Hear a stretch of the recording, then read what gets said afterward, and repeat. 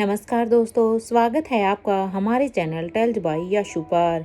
यहाँ पर आपको मिलेंगी रोचक और सस्पेंसफुल कहानियाँ। अगर आपको यहाँ पर हमारी कहानियाँ पसंद आती हैं तो कृपया करके आप हमारी वीडियोस को लाइक करें, इसको अपने दोस्तों को साथ शेयर करें और साथ के साथ अपना कमेंट करना ना भूलें। अगर आप इस चैनल पर नए हैं तो कृपया करके इसे सब्सक्राइब भी करें। आपका ज़्यादा समय न लेते हुए चलो आज की कहानी को शुरू करते हैं। एपिसोड में हम सब ने सुना था कि यहाँ पर अभी किंग अपने गुरुदेव को के अंतिम संस्कार के लिए यहाँ पर आ जाते हैं और जब वो यहाँ पर आते हैं तो यहाँ पर राजेश्वर पीरामल उसे कहते हैं कि उसे अब एक फैसला करना होगा। उसे अब अनंता को कड़ी सी कड़ी सजा सुनानी होगी। इस पर अब अनंता किंग से कहती है कि उसे अकेले में किंग से कुछ बात करनी और वो किंग को अपने घर लेकर चली जाती है। और वहाँ पर अनंता अब किंग को हक करते हुए जोर से रोने लगती है और अब वो कह देती है भला वो अपने पापा को क्यों मारेंगी। और अब सिकंदर सारी ही सिचुएशन को समझते हुए कहते हैं कि उसे अब यहाँ से चले जाना चाहिए क्योंकि अब सारी की सारी सिचुएशन उसके खिलाफ है। इधर यहाँ पर ये सब सुनकर अब अनंता अब वहाँ पर अपने कबर्ड्स के सीक्रेट ड्रॉर में से कुछ ज्वेलरी निकाल कर अब सिकंदर के सामने रख देती है और वो उसे कहती है ये पूरे गोल्ड के हैं, ये तुम्हारे काम आ सकते हैं। तुम पापा के सपने को पूरा करो और मेरी चिंता बिल्कुल भी मत करना, मैं मैनेज कर लूंगी। इधर ये सुनते ही अब किंग भी कहता है इसे अनंता भी अपने पास रखो, मुझे देखो इसकी कोई भी जरूरत नहीं है, लेकिन हाँ ये तुम्हारे जरूर कुछ न कुछ काम आ सकते हैं। किंग की ये बात सुनते ही अब अनंता फिर से कहती है जरूर सिकंदर, तुम्हें इसकी जरूरत जरूर होगी, प्लीज प्लीज इसे रख लो क्योंकि पापा के सपने को पूरा करने के लिए तुम्हें इसकी जरूरत जरूर पड़ेगी। और हाँ अपना काम पूरा करो। इधर अनंता की ये बात सुनते ही अब सिकंदर पीरामल अब अपने वैलेट से पैसे निकाल कर कहते हैं अभी मेरे पास 500 रुपए हैं, इसे तुम्हारा महीने का खर्च आराम से निकल जाएगा। तुम जहाँ भी रहोगी अनंता मुझे भी बताना। और हाँ अपने घर के पीछे के रास्ते से अब हमें भागना होगा इससे पहले कि वो लोग यहाँ पर आ जाएं, क्योंकि अब उन लोगों की नज़र में आने से पहले यहाँ से निकलना जरूरी है। किंग की ये बात सुनते ही अब अनंता कहती है मुझे मेरे पापा के पास भी नहीं जाने दिया उन लोगों ने, मुझे आखिरी बार उन्हें ढंग से देखने भी नहीं दिया।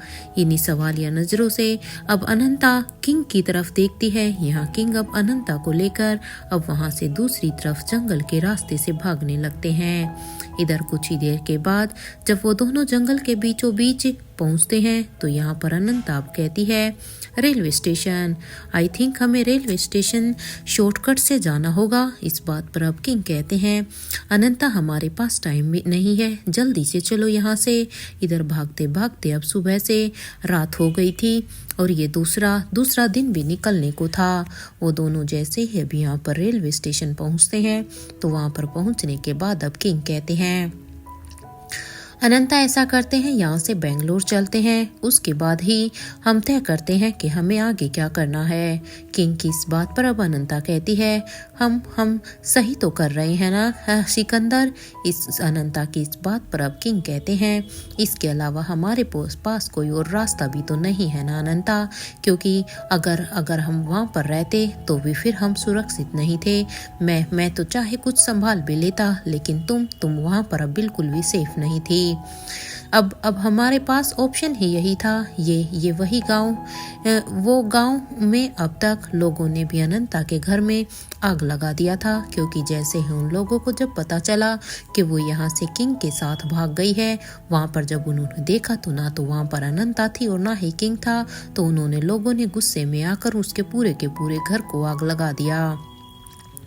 बूढ़ी अम्मा अब ये सारी ही बातें करते हुए अब एकदम से ही खामोश हो जाती है। तो वहीं उन चारों की आंखों में से अब किंग और अनंता की इस कहानी को सुनकर आंसू निकल रहे थे, क्योंकि इस कहानी को सुनकर वो भी बहुत ही इमोशनल हो गए थे। यहाँ अब धनंजय पीरामल कहते हैं यहाँ से जाने के बाद को किंग शायद पेरिस चले गए होंगे, तो फिर अनंता कहाँ गई होगी। क्योंकि वहाँ पर पिरामल रियासत की स्थापना तो पेरिस में ही की गई थी, तो डेफिनेटली वो तो वहीं पर होंगे। लेकिन उसके बाद अम्मा अनंता का क्या रहा, क्या आप उसके बारे में कुछ जानती है? इधर धनंजय ने ये कहा ही था कि तभी अब उसकी बात को सुनकर अब करण गुलेरिया कहते हैं, मेरे दिमाग में तो बस अभी एक ही बात चल रही है कि आखिर अनंता जी के पापा की मौत कैसे हुई होगी, किसने मारा होगा उन्हें, और वो केमिकल वो कहाँ गया जिसको वो बना रहे थे। यहाँ पर अब ये सभी बातें ही कर रहे थे कि तभी उस मंदिर में अब एक आहट सुनाई देती है। उस आहट को सुनकर ये सभी अभी एकदम से ही अलर्ट हो जाते हैं कि अभी अभी क्या हुआ है। तो वहीं अब राजीव गुलेरिया कहता है, मैं जाकर देखता हूँ कि क्या हुआ है, इस वक्त कौन आया है, ये कैसी आहट थी। ये कहते हुए ही राजीव गुलेरिया अब अपने कदमों को ऊपर की तरफ बढ़ा देते हैं। तो वहीं अब उनके पीछे पीछे राजीव गुलेरिया के साथ बाकी सभी भी अब उस रूम से ऊपर की तरफ ही आने लगते हैं, क्योंकि यहाँ पर राजीव को अकेले जाना उन्हें भी ठीक नहीं लगता। इधर सभी अब दबे पांव ही चल रहे थे कि तभी अब राजीव देखता है कि दो शख्स बाहर से अंदर की तरफ आ रहे थे। उन दोनों को देखकर अब यहाँ पर महेंद्र पीरामल कहते हैं, ये कहीं महारानी अनंता तो नहीं आ गई है ना, क्योंकि यहाँ के रास्ते के बारे में और किसको पता होगा। महेंद्र की ये बात सुनते ही अब राजीव गुलेरिया कहता है कि इतनी यंग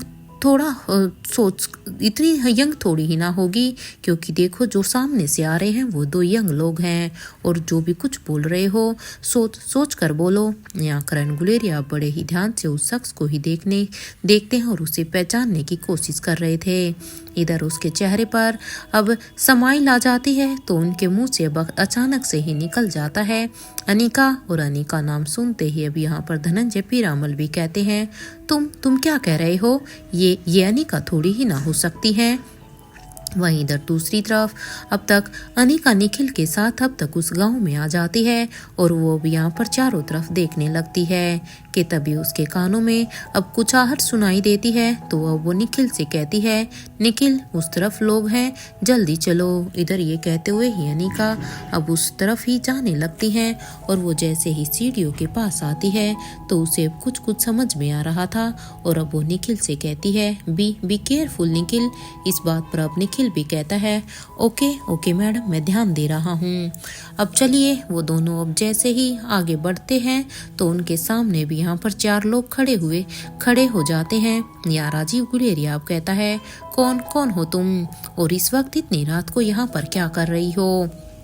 क्योंकि राजीव गुलेरिया ने यहाँ पर अनिका को नहीं पहचाना था, इसलिए अब राजीव की इस बात का जवाब इससे पहले कि अनिका देती कि तभी अब महेंद्र पीरामल अब अनिका के पैरों पर गिरते हुए ही कहता है, महारानी की जय हो, महारानी की जय हो, आप आ गई, हमारे लिए इतना बहुत है। यहाँ अनिका को महेंद्र का इस तरह से उसका पाँव छूना बहुत ही अजीब लग रहा था कि आखिर महेंद्र ये सब क्यों कर रहा है, और इसलिए वो अब उसे खुद से के पैरों से उठाते हुए अब कहती है, क्या कर रहे हैं आप ये? हाँ, अब अनिका की इस बात पर अब महेंद्र पीरामल कहते हैं, महारानी अनंता, मुझे पता है कि ये आपका दूसरा जन्म है।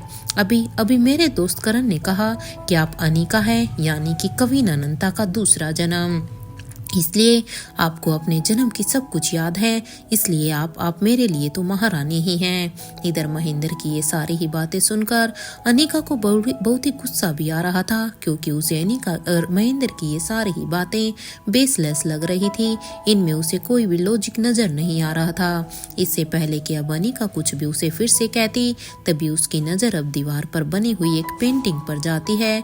तो अनिका अब उसे पूरी ही बातें अब अच्छी तरह से समझ आ जाती हैं, और अब वो अपने मन में ही सोचती है, इन लोगों को अब शायद ये लग रहा है कि मिस्टर मारवा और मैं किंग और कविन के रीबर्थ हैं। कहीं सच में ऐसा ही तो नहीं लग रहा? नहीं, ये नहीं हो सकता, ये तो फिर एक गलत ही कहानी बन जाएगी। ये बातें अब अपने मन में सोचकर तो अब अनिका को हंसी भी बहुत ही आ रही थी, और साथ के साथ गुस्सा भी। या अनिका भी कुछ कहती कि तभी अब उसकी नज़र वहाँ पर उस बूढ़े आदमी पर जाती है, तो वो अब उस बूढ़े आदमी की तरफ बड़े ही ध्यान से देखने लगती है। इधर कुछ देर के बाद तक उस आदमी को अच्छी तरह से देखने के बाद अब अनिका की आंखें एकदम से बड़ी बड़ी हो जाती है। वो एकदम से ही हैरान हो जाती है और उसके मुंह से अब सहसा ही निकल जाता है, प्रोफेसर वांगापट्टू आप यहाँ पर क्या कर रहे हैं? क्योंकि अनिका ने अभी इतने अंधेरे में भी अपने प्रोफेसर को पहचान लिया था। अब अनिका की इस बात पर अब वो बूढ़ा आदमी कहता है, तुम अनिका हो ना? अपने चेहरे के मास्क को एक बार हटाओ तो। अब यहाँ पर इस बात पर अब अनिका अपने मास्क को अपने प्रोफेसर के कहने से हटा देती है। तो वो बूढ़ा आदमी अब अनिका से कहता है, एक बार मेरे पास आओ। ये सुनते ही अब अनिका अपने कदमों को उनकी तरफ बढ़ा देती है। यहाँ पर अब वो बूढ़ी अम्मा बस अनिका को ही बड़े ही ध्यान से देख रही थी। या अनिका अब अपने मन में ही सोचती है, अगर ये प्रोफेसर वांगापट्टू है तो फिर वो कौन है जिसने मिस्टर कृष्णन के फ़ोन से फ़ोन किया था? कहीं कुछ गड़बड़ तो नहीं है? अनिका को ये सोचकर अब रोहित की बहुत ही चिंता हो रही थी। उसे अब कुछ समझ में नहीं आ रहा था, इसलिए अब वो वांगापट्टू के पास जाती है और अब उसके पास जाकर कहती है, आप कौन हैं और आप यहाँ पर हैं तो फिर मनाली में कौन है? मनाली में आपके बेटे कृष्णन के साथ कौन रह रहा है? देखिए प्लीज मुझे अभी सच बताइए। इस बात पर अब वो बूढ़ा आदमी कहता है, कैसा है वो अभी भी कुछ लायक बना या फिर ऐसे ही दिल्ली में ही अपने काम में बिजी रहता है? अब यहाँ पर प्रोफेसर वांगापट्टू अपने बेटे के बारे में पूछते हैं। अब उनकी इस बात पर अब अनिका कहती है, वो ठीक है, वो आपसे मैंने एंटी डिप्रेसिंग पिल बनाना सीखा था ना। इस बात पर अब वांगापट्टू कहते हैं, ये क्या कह रही हो तुम? हाँ, ये कैसे पॉसिबल हो सकता है अनिका? तुम्हें याद है ना कि सालों पहले मैंने सिर्फ 2 ही टैबलेट बना पाया था। अब प्रोफेसर की इस बात पर अब यहाँ पर करण गुलेरिया कहते हैं, अनिका ये बिल्कुल सही कह रहे हैं। सुहासिनी आंटी के बर्थडे पर अनिका ने उन्हें गिफ्ट देने के लिए 50 टैबलेट बनाया था और वो भी मल्होत्रा फार्मेसी में। अब करण गुलेरिया की इस बात पर अब धनंजय पीरामल को अनिका के ऊपर बहुत ही प्राउड फील होता है, क्योंकि उसे नहीं पता था कि अनिका सच में एक कितनी अच्छी डॉक्टर है। वो मेडिकल साइंस में इतना अच्छा कर रही थी। और वो अब अपने हाथ को अब बड़े ही प्राउडली अनिका के सिर पर रख कर कहते हैं, आई am so proud of you my daughter.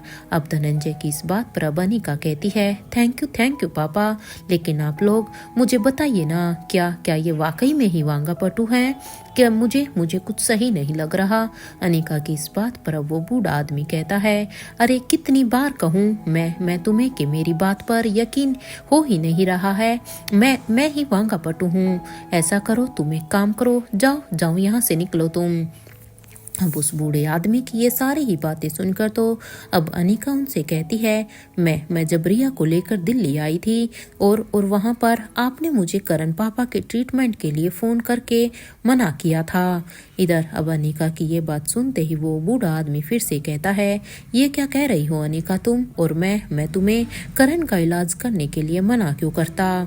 इस बात पर अब अनिका अपनी ही एक गहरी सोच में चली जाती है। और इधर लंदन में रेखा मौसी के महल में रिया भी अपनी नानी माँ को सब कुछ बता रही थी कि कैसे उसने अपने गेम को वो खेल रही थी और उसने कैसे उस विलन को अपने कंट्रोल में किया था। नानी, पता है आपको, उस विलन को कंट्रोल करना बहुत ही मुश्किल था। मैंने हर रोज उस गेम की अच्छे से प्रैक्टिस की और हर बार जब मैं उससे हारती थी तो ये समझने की ही कोशिश कर रही थी कि आखिर उसकी कमजोरी क्या है। यहाँ पर रिया अपनी हर एक बात को काफी ही बड़ा चढ़ाकर स्वाति मल्होत्रा को बता रही थी। इधर ये सारी ही बातें सुनने के बाद अब स्वाति मल्होत्रा भी रिया को हक करती है और वो उसके गालों पर अब एक किस करते हुए कहती है, wow Riya, very intelligent move, I am so proud of you बेटा। अब अपनी नानी की इस बात पर अब रिया कहती है, नानी माँ, अब आप मेरी मम्मा की से तारीफ करेंगी और वो हमेशा ही मुझे डांटती हैं क्योंकि आप सच में मेरी मम्मा को मेरा ये काम नहीं दिखता। अब उन्हें भी पता चलेगा कि ऑनलाइन गेम खेलने से भी कितने फायदे हैं। रिया की इस बात पर अब स्वाति मल्होत्रा कहती है, हाँ फायदा तो है रिया, लेकिन हद से ज्यादा ऑनलाइन गेम खेलना भी सही नहीं होता है हमारी हेल्थ के लिए। क्योंकि स्वाति मल्होत्रा को भी खुद रिया का इतनी देर तक स्क्रीन के साथ चिपके रहना अच्छा नहीं लगता था।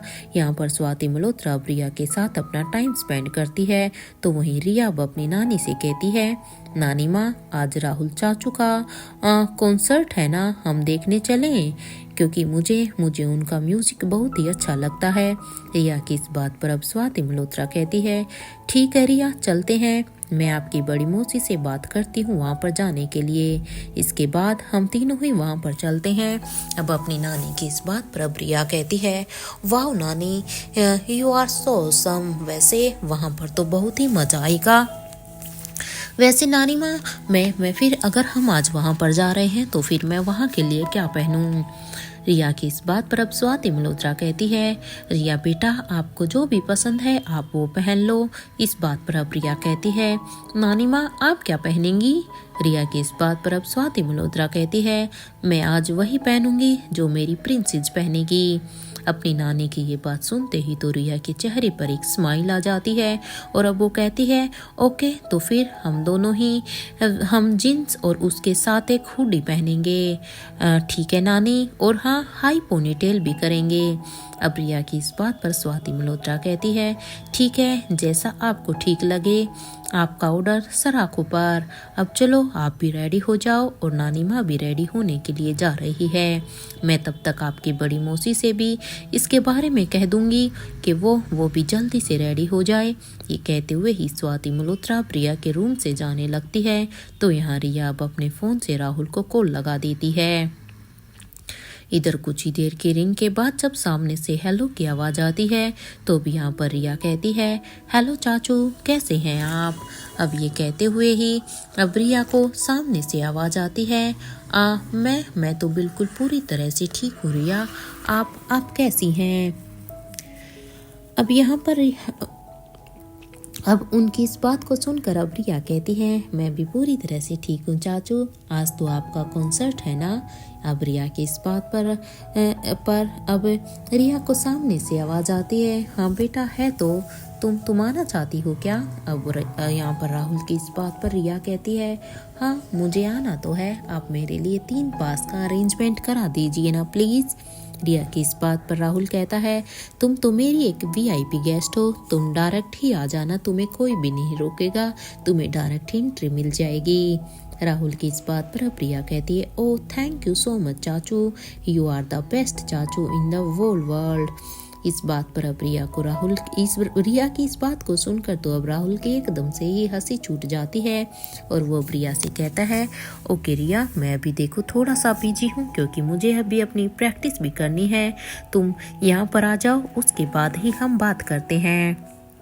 अपने चाचू की इस बात पर अब रिया कहती है, ओके बाय चाचू। इसके बाद वो अब अपने फ़ोन को डिस्कनेक्ट कर देती है और वो अब अपने बेड से उठकर कबर्ड से अपने कपड़े निकालकर बाथरूम में चेंज करने के लिए चली जाती है।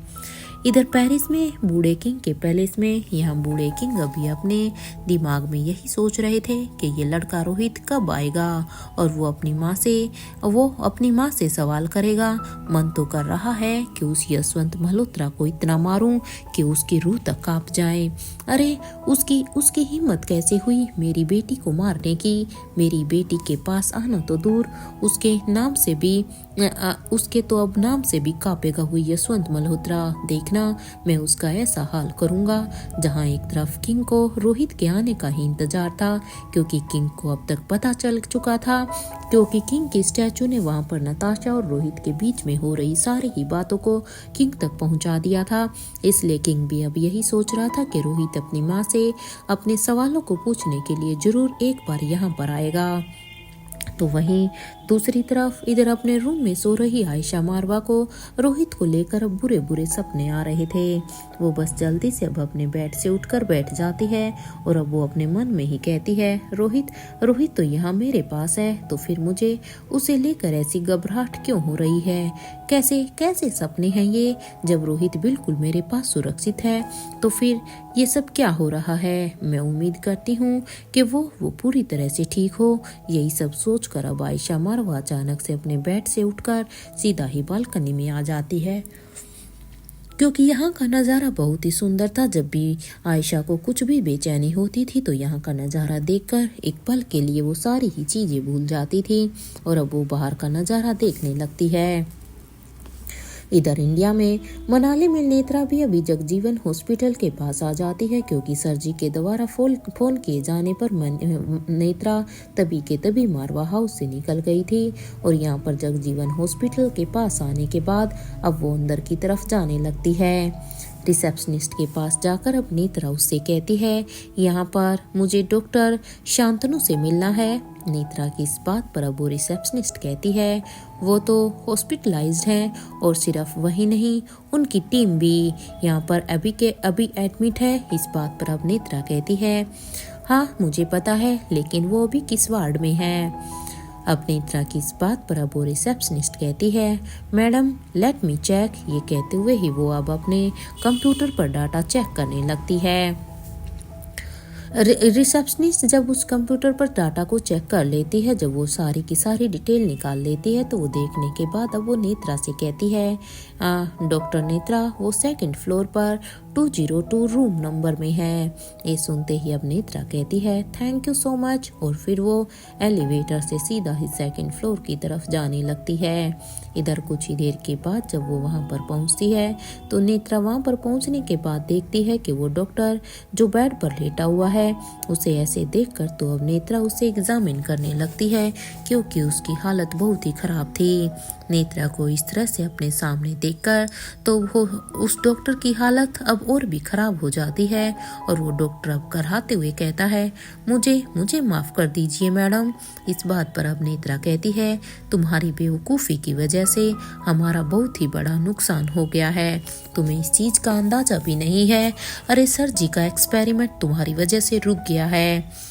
एक से बढ़कर एक नमूने हैं हमारी टीम में। मन तो कर रहा है कि तुम्हारा हार्ट अभी के अभी निकाल कर उसे भी मैं सप्लाई कर दूं, क्योंकि तुम लोग किसी भी काम के नहीं हो, इडियट कहीं के।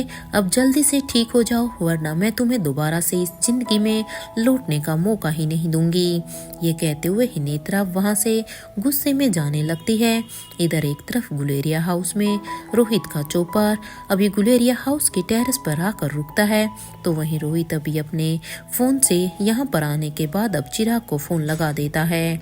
कुछ देर के रिंग के बाद जब सामने से हेलो की आवाज़ आती है, तो अभी यहाँ पर रोहित अब चिराग से कहता है कि कहाँ पर हो तुम, यहाँ पर जल्दी से गुलेरिया हाउस के टेरेस का दरवाज़ा खोलो। रोहित की इस बात पर अब चिराग कहता है, बॉस आप अर्ली मॉर्निंग यहाँ पर आए हैं, क्या बात है, कुछ काम था क्या? और अगर आप यहाँ पर आ रहे थे तो आपने हमें पहले बताया क्यों नहीं? चिराग की इस बात पर अब रोहित कहता है, हाँ तो क्या तुम्हें कोई प्रॉब्लम है? इधर ये सुनते ही अब चिराग कहता है, अरे नहीं सर, बस आ रहा हूँ खोलने के लिए।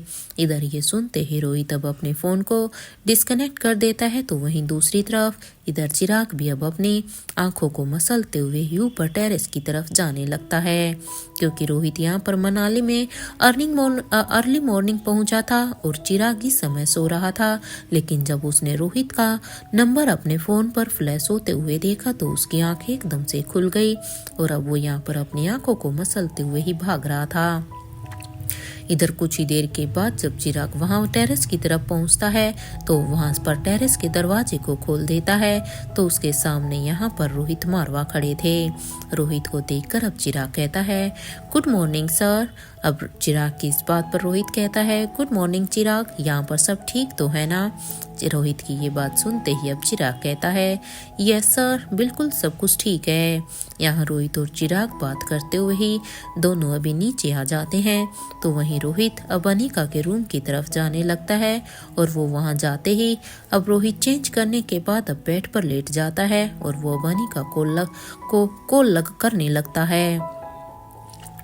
लेकिन जब यहाँ पर रोहित अनिका को कॉल लगा रहा था तो अनिका का फोन पर नॉट रीचेबल बताया जा रहा था। ये सुनते ही अब रोहित कहता है, ये लड़की अब ऐसे कौन से जंगल में पहुंच गई है कि वहां पर तो उसके फोन में नेटवर्क ही नहीं है, उसका तो फोन ही नहीं लग रहा। आई होप कि वो और निखिल दोनों ही अच्छी तरह से वहां पर पहुंच गए हों। यहाँ पर वो भी ये सब सोचकर अब रोहित बेड पर ही लेट जाता है और कब उसकी आंख लग जाती है उसे पता भी नहीं चलता। इधर दूसरी तरफ भीमेश्वरी गांव में प्रोफेसर वांगापाटू अब अनिका से प्रोफेसर वांगापाटू से अब अनिका कहती है कि प्लीज़ आप मुझे बताइए कि आप यहाँ से कब से रह रहे हैं और आपके साथ क्या हुआ है। अब अनिका की इस बात पर अब प्रोफेसर वांगापाटू कुछ भी नहीं कहते हैं और वो अब एकदम से ही खामोश हो जाते हैं। तो वहीं करण गुलेरिया अब सारी ही सिचुएशन को समझते हुए अब अनिका से कहते हैं, अनिका हम भी उनसे बस यही सवाल कर रहे हैं, लेकिन ये ठीक से कुछ भी बता ही नहीं रहे थे कि आखिर हुआ क्या था। अनिका मेरी बच्ची तुम ठीक तो हो? तुम्हें अब ऐसे इस तरह से बिल्कुल ठीक ठाक देखकर सच में मैं बता नहीं सकता कि मुझे कितना अच्छा लग रहा है, क्योंकि जब से मैंने तुम्हारे बारे में सुना था कि रोहित के जाने के बाद तुम्हारा मानसिक संतुलन ठीक नहीं था, तो मैं कितना पछता रहा था मैं तुम्हें बता नहीं सकता। मैं तुम्हारे बारे में सोच कर बहुत ही घबराया हुआ था। ये कहते हुए ही करण गुलेरिया अनिका को गले से लगा लेते हैं और वो अब उससे कहते हैं, मेरी लिटिल एंजल प्लीज मुझसे, मेरी लिटिल एंजल तो मुझसे नाराज होगी ना अनिका। वो तो अब शायद ये सब कुछ होने के बाद अब मेरी शक्ल भी नहीं देखना चाहती होगी, और अगर वो मुझे कोई सजा देना चाहती है तो मुझे मंजूर है, क्योंकि मैं उसकी नाराजगी बर्दाश्त नहीं कर पाऊंगा। मैंने उसके डैडी को उससे हमेशा के लिए दूर कर दिया है ना। ये कहते हुए ही करण गुलेरिया की आंखों में एक नमी आ जाती है। उसकी आंखों से अब पश्चाताप के आंसू गिरने लगते हैं।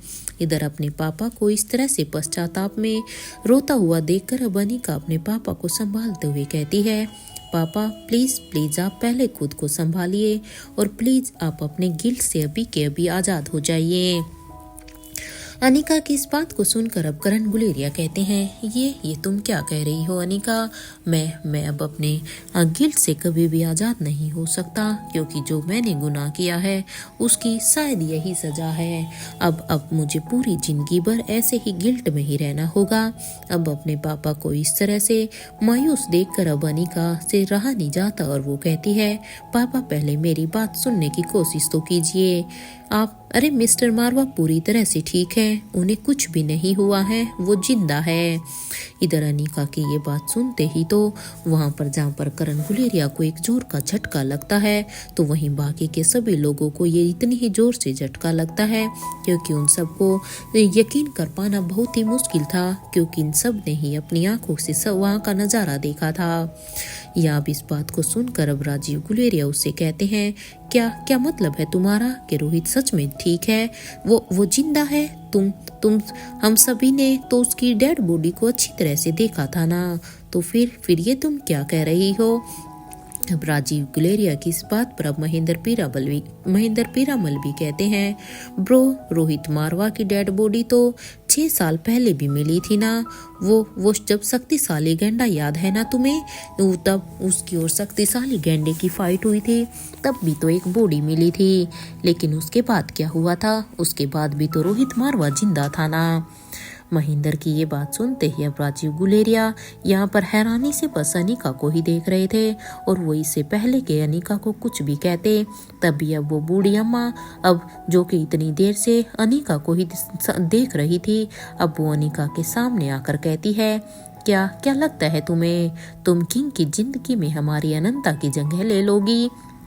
क्योंकि बूढ़ी अम्मा को तो अभी भी यही सब लग रहा था कि अनिका का और बूढ़े किंग का अफेयर है। ये कहते हुए ही वो अम्मा अब अनिका को घूर कर देखने लगती है।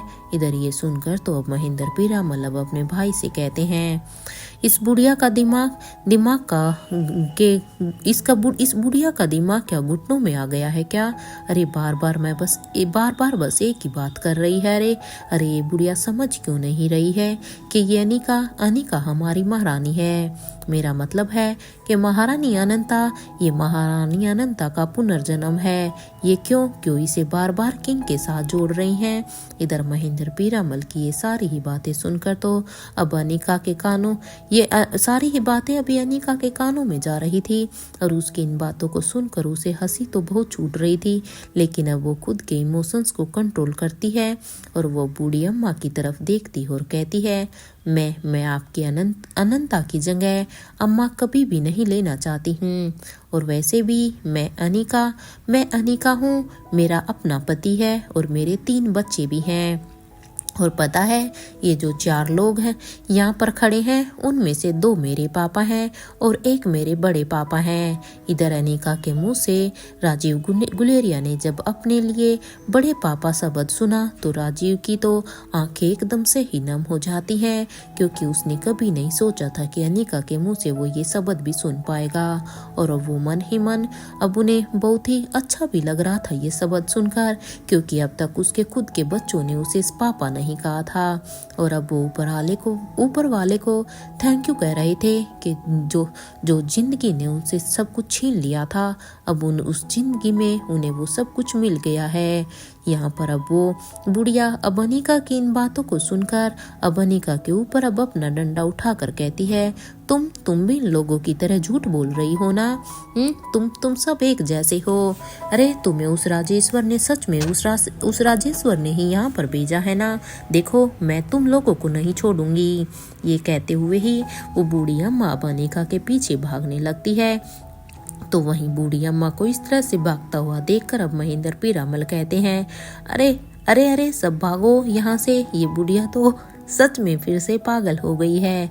लगता है इसको बीच बीच में पागलपन के दौरे पड़ते हैं, क्योंकि हम कितनी देर से इन्हें कितनी बार कह चुके हैं, लेकिन ये समझना ही नहीं चाहती कि ये अनिका है, महारानी का पुनर्जन्म। इधर बूढ़ी अम्मा अभी अपने डंडे से एक वार करती है तो अनिका अब जल्दी से वो डंडा लगने से पहले ही नीचे झुक जाती है और वो डंडा अब यहाँ पर सीधे ही महेंद्र पीरामल के सिर पर जाकर लगता है।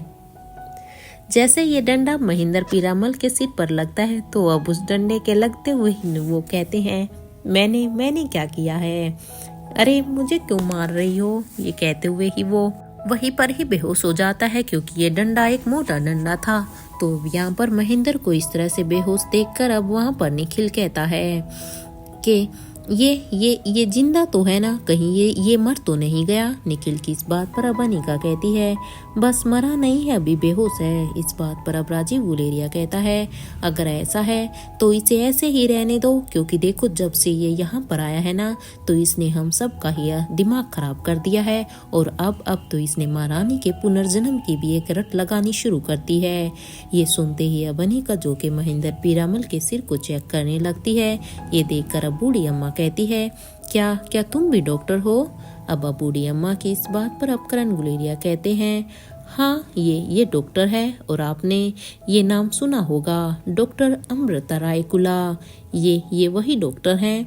अब राजीव की ये बात सुनते ही अब बूढ़ी अम्मा कहती है, क्या सच में हमारी अनंता इस रूप में आ गई है जैसे ये आदमी अभी कह रहा था? वही निखिल अभी पानी लेकर आता है और वो महेंद्र पीरामल की आंखों पर पानी डालने लगता है। और यहाँ बूढ़ी अम्मा कहती है, तुम बताओ नानी का। इस बात पर अब अनिका कहती है, मुझे नहीं पता है। महेंद्र पीरामल अब जिसे भी यहाँ पर होश आने लगता है उस पानी के छिड़काव पर, तो अब वो कहता है, ये बुढ़िया तो सच में मुझे मारकर ही दम लेगी। जब देखो तब डंडे को उठाकर पीछे भागती रहती है। सच में, अरे अम्मा आप चाहती क्या हैं? मैंने क्या किया था जो आपने उल्टा मुझे ही मार दिया? महेंद्र की इस बात को सुनकर अब बूढ़ी अम्मा कहती है, क्योंकि तुम हमारी अनंता की बुराई करते हो। इस बात को सुनकर अब महेंद्र पीरामल फिर से कहते हैं, मैंने कब उनकी बुराई की? अरे उल्टा मैं तो उनकी तारीफ ही तो कर रहा था, कितनी खूबसूरत थी वो। ये सुनते ही अब बूढ़ी अम्मा अब महेंद्र पीरामल के पैरों पर अब अपने डंडे से मारती है। तो अब वो कहते हैं, राजीव बचाना यार, वरना तुझे यहाँ से मुझे हॉस्पिटल ही लेकर जाना होगा, और ऐसा भी हो सकता है कि तुझे वापस अकेला ही जाना पड़े मेरे बगैर। और वैसे भी हमें दिल्ली जाकर आयशा मारवा के कॉलेज भी तो जाना है ना। अब इस बात को सुनकर अब अनिका कहती है, आयशा माँ के कॉलेज? लेकिन वहाँ पर क्यों जाना है? अब वहाँ पर क्या हो गया? अनिका की इस बात का जवाब देते हुए अब महेंद्र पीरामल कहते हैं, अरे ये जो तुम्हारा दूसरा पापा है ना, उसे शक है कि तुम्हारी आयशा माँ तुम्हारी महारानी अनंता की बेटी है। इधर ये सुनते ही अब अनिका को तो एकदम से ही शौक लगता है और वो अब धनंजय पीरामल की तरफ देखने लगती है। तो यहाँ पर अब महेंद्र पीरामल कहते हैं, उन्हें मत देखो, वो मेरा भाई है, उसके दिमाग में ऐसे बकवास ख्याल आते ही रहते हैं। इधर ये सुनते ही अब राजीव गुलेरिया भी कहते हैं, ये बकवास नहीं है, हमने आयशा की माँ को देखा है और वो भी आयशा की शादी से पहले। अब ये सुनते ही अब अनिका कहती है, क्या आप लोग श्योर हैं? क्या आप लोग ये जो कुछ भी कह रहे हैं वो पूरा सच है?